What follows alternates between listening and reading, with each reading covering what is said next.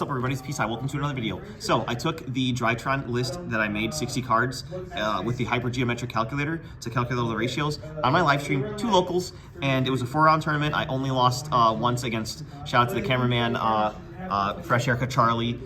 He was my only loss.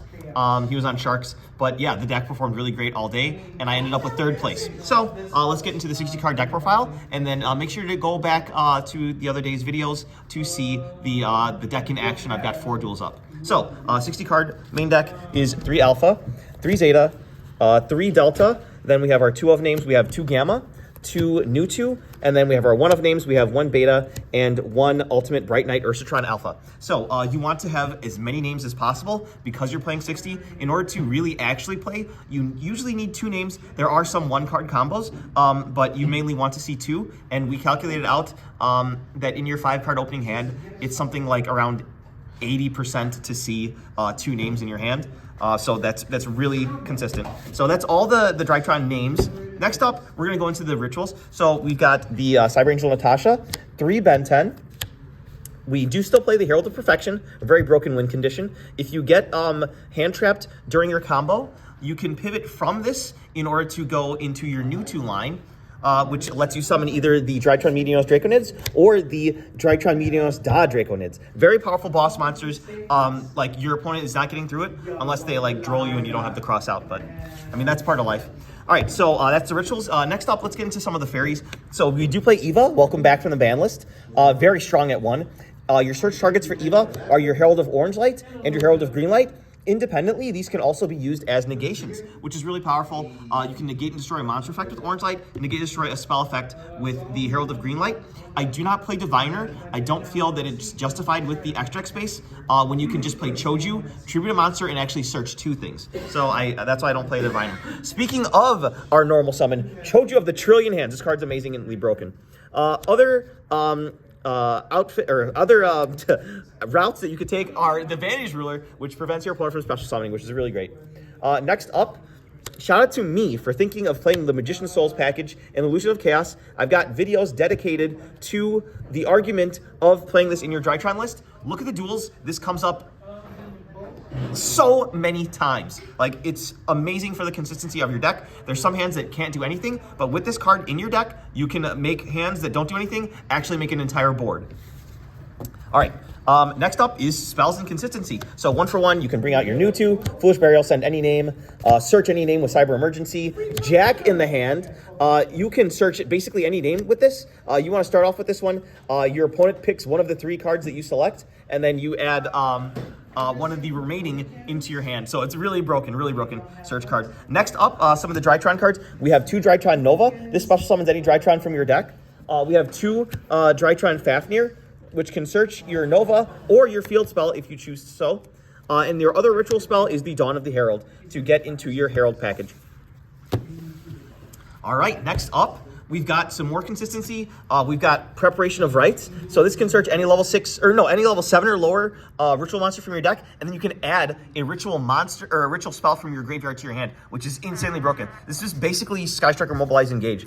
Very powerful, very good at plussing your engine. And then now with the addition of the Illusion of Chaos package, it also basically gives you a level 1 body that you can utilize. So very strong card. This does way more than it did before. Next up, for more consistency, Pot of Prosperity. Since we cut the Sky Striker package, you no longer are drawing off Engage, so you're actually going to be able to use Pot of Prosperity to dig through your deck. So basically that's another name. Next up, hand traps. We play 1 Nibiru the Primal Being, 1 Ash Blossom and Joy Spring, 1 Ghost Ogre and Snow Rabbit, 2 Droll and Lockbird. You really want to have a Droll and Lockbird in your deck for your crossout, like that you lose to this card specifically. 1 Infinite Impermanence. So that's 6 in the main in 60, so you're not really going to see a lot unless you count the Herald of Orange Light and the Herald of Green Light, but you shouldn't really. So yeah, there's your suite of hand traps. So you better hope you don't play against FTK.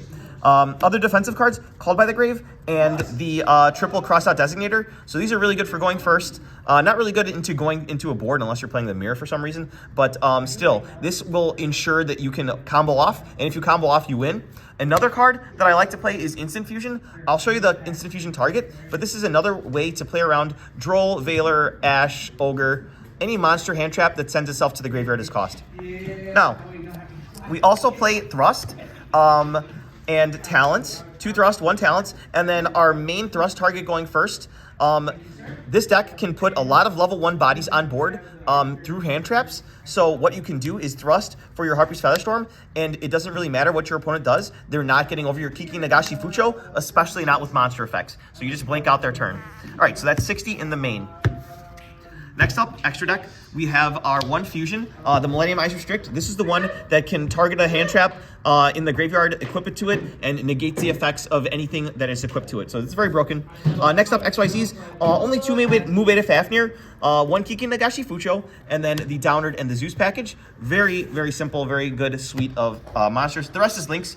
Rest in peace to Link Karibo. I'm still talking about Link Karibo because it was that good, but you play the Relinquished Animal because sometimes you need it. Link 2's Cross Sheep and Dynamondo. Dynamondo came up. I got to play around Lava Golem. That was amazing. Go check out the match against the Exodia Incarnate deck. IP and SP Little Knight. Shout out to Team Bad Cards. And then Nightmare Phoenix. To continue on with the links, we have 1 Link 3, Nightmare Unicorn. Really cool. If you manage to co-link these, you can draw 2 cards for your draw phase. Access Code Talker for your Link 4. And then, boop, Jump Scare. We have Underworld Goddess of the Closed World.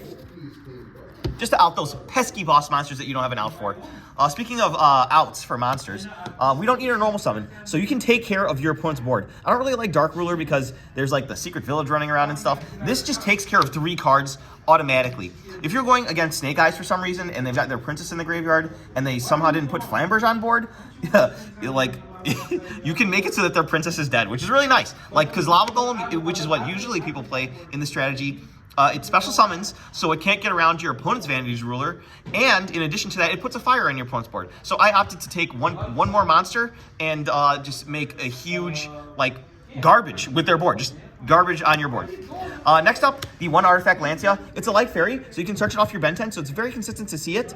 You can side it in for matchups like Malice or something like that, so very good. Next up, Harpy's Feather Duster for back rows. Magical Spring. So this is a little bit more an obscure of a card, but basically if your opponent has any face-up spells or traps, you can activate this even in the draw phase as a quick effect.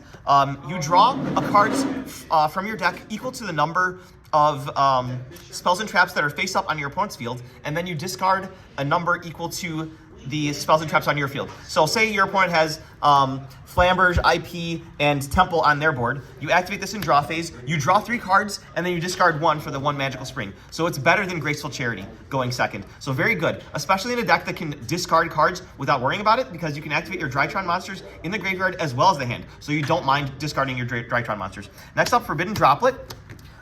Is very strong for just negating something and making sure that your evenly matched goes through. Evenly dropletting someone is just the best feeling in the world.